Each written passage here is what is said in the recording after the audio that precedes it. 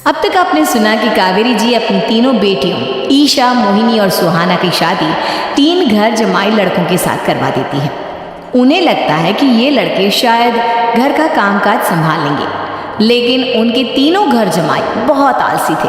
वो नौकरी भी नहीं करते थे और बाहर का काम भी नहीं। कावेरी जी ने अपनी बेटियों से कहा कि वो प्रेगनेंसी का बहाना बनाकर अपने पतियों को सबक सिखाए। अब सुनिए आगे।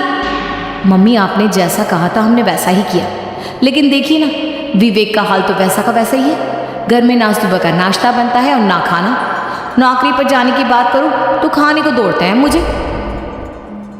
हाँ मम्मी, मैंने भी सुमित को कितनी बार कहा कि अगर नौकरी नहीं करनी तो कोई छोटी सी दुकान ही खोल लो, घर का खर्चा कैसे चलेगा। देखो दोपहर के 12 बजने आए और जिनाब अभी तक सो रहे हैं।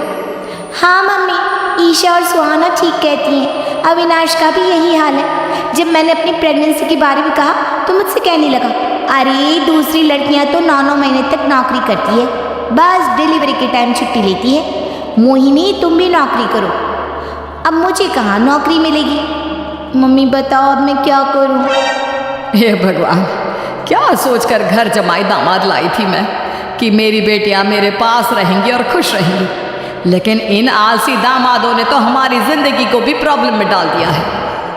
मैं तो कहती हूँ मम्मी, हम लोग वापस अपनी जॉब पर जाना शुरू कर देते हैं। बता देते हैं इन लोगों को कि हमने प्रेगनेंसी का बहाना किया है। नहीं नहीं बेटा, ऐसी गलती भी मत करना। अगर तुमने ऐसा किया तो इन तीनों की आदत और ख़राब हो जाएगी। अरे आज नहीं तो कल कभी तो तुम प्रेग्नेंट होगी, तब वापस यही प्रॉब्लम आएगी, तब क्या करोगी तुम तीनों? हाँ मम्मी, आपकी बात तो बिल्कुल सही है। इन लोगों को तो सुधारना ही पड़ेगा। लेकिन कैसे? अपने बच्चों के आने की खबर सुनकर भी इन लोगों पर कोई असर नहीं हो रहा। पैसे कमाने के लिए घर से बाहर निकलना ही नहीं चाहते ये तीनों। अब मेरे दिमाग में एक प्लान आया है। तुम तीनों चिंता मत करो, उन तीनों को बुलाओ, फिर मैं बात करता हूँ। थोड़ी देर बाद कावेरी जी अपने तीनों दामादों को सामने बुलाकर अपनी बात कहना शुरू करती हैं। अविनाश, सुमित और विवेक, देखो बेटा, मैं ना तुम तीनों से बड़ा प्यार करती हूँ, इसीलिए तो तुम्हें घर जमाई बना कर रखा है मैंने। अरे मम्मी जी, सीधे सीधे कहिए ना, क्या बात है? प्यार तो हम भी आपको बहुत करते हैं। अरे मम्मी जी, आपकी इज्जत भी बहुत करते हैं। अरे भाई, आपके जैसी सास और कमाने वाली बीवी सबको मिलती है क्या? हाँ मम्मी, विवेक और सुमित ठीक कह रहे। आपकी बेटी से शादी करके मेरी तो जिंदगी ही अच्छी हो गई है। जानती हूँ मैं, और ये भी जानती हूँ कि तुम तीनों अपनी अपनी बीवियों से बहुत प्यार करते हो। बेटा, बात ऐसी है कि हमारे कुल गुरु ने कहा है कि प्रेग्नेंट होने के बाद मेरी तीनों बेटियां शुरू के 4 महीने हमारे गांव में जाकर रहेगी, जहां मेरे चाचा जी रहते हैं। अरे लेकिन क्यों मम्मी, गांव में जाकर रहने की क्या जरूरत है इन तीनों को? वो क्या है ना बेटा, हमारे परिवार को एक श्राप है। अगर मेरी बेटियों ने यहाँ पर बच्चा पैदा करने की कोशिश की तो उनके बच्चों को कुछ भी हो सकता है। इसलिए अब से लेकर 4 महीने पूरे होने तक इन्हें गांव वाले घर में रहना पड़ेगा।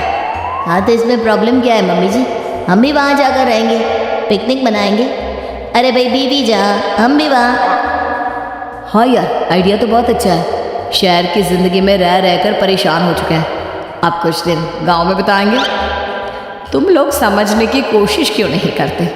तुम में से कोई भी वहाँ नहीं जा सकता, और मैं यहाँ रहूँगी ना तुम तीनों के साथ। 4 महीने की तो बात है, उसके बाद ये तीनों ही लौट कर आ जाएंगी। ठीक है मम्मी जी, अब हमारे बच्चों का सवाल है तो ये तो करना ही पड़ेगा। कावेरी अपनी तीनों बेटियों को कुछ दिन के लिए घर से बाहर कहीं दूसरे शहर में रहने के लिए भेज देती है। कुछ दिनों के बाद, अरे मम्मी जी, बहुत दिन से पिज्ज़ा नहीं खाया, मंगवाइए ना। क्या बताऊं बेटा, पहले तो बेटियां खर्चा दे देती थी क्योंकि उनकी नौकरी थी, लेकिन अब तो मेरे पास पैसे ही नहीं बचे। थोड़े बहुत पैसे हैं जो बच्चों की डिलीवरी में काम आएंगे। लेकिन मम्मी जी, आपकी बेटियों को वापस आने में तो अभी बहुत वक्त बाकी है। वही सोच सोच कर परेशान हो रही हूँ। सोच रही हूँ कल से दूध भी बंद करवा देती हूँ। अब दूध वाले को देने के लिए पैसे भी तो नहीं है ना। अरे नहीं नहीं मम्मी जी, अगर दूध भी बंद करवा दोगी तो मुझे चाय कहाँ से मिलेगी? और चाय के बिना मैं तो मर ही जाऊँगा। क्या करूँ बेटा, इसके अलावा हमारे पास कोई ऑप्शन नहीं है। मेरे पास पैसे ही नहीं बचे। इस तरह कावेरी जी धीरे धीरे अपने तीनों दामादों को पैसे देना बंद कर देती हैं और घर में खाने पीने की चीज़ें लाना भी बंद कर देती है।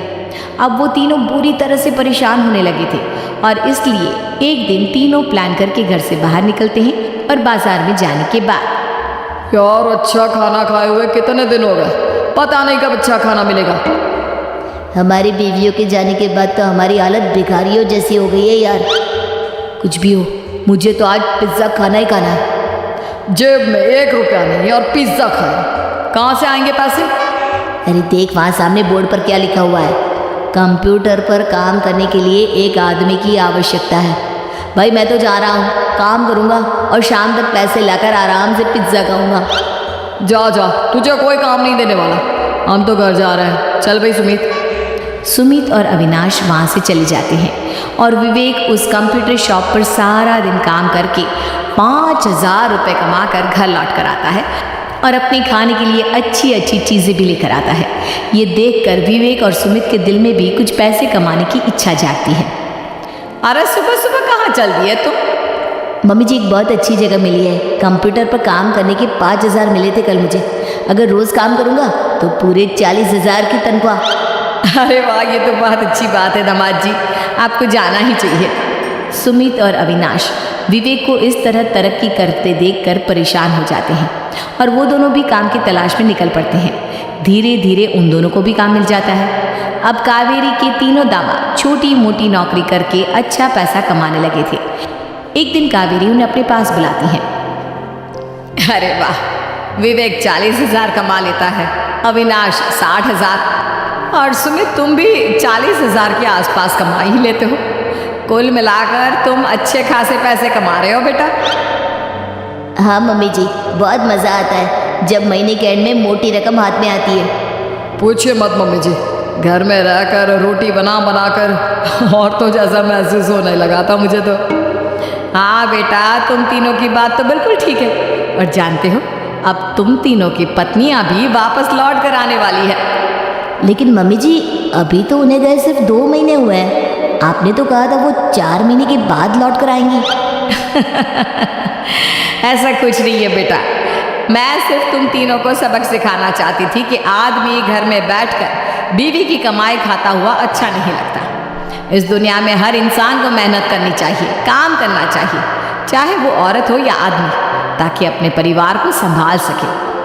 कावेरी की बात सुनकर उन तीनों को अपनी गलती का एहसास होता है और कावेरी उन्हें सच बता देती है कि ईशा, सुहाना और मोहिनी शहर में ही कहीं दूसरी जगह रह रहे थे।